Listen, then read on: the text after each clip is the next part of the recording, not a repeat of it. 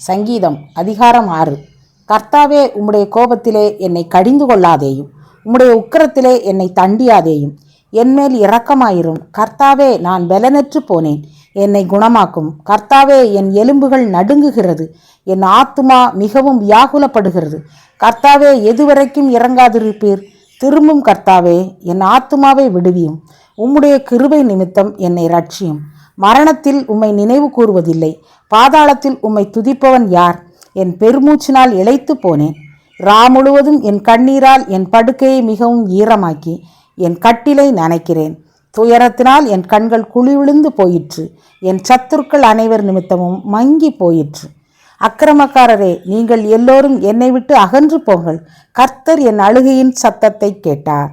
கர்த்தர் என் விண்ணப்பத்தை கேட்டார். கர்த்தர் என் ஜெபத்தை ஏற்றுக்கொள்வார். என் பகைஞர் எல்லோரும் வெட்கி மிகவும் கலங்கி போவார்கள். அவர்கள் பின்னாக திரும்பி சடுதியில் வெட்கப்படுவார்கள். ஆமேன்.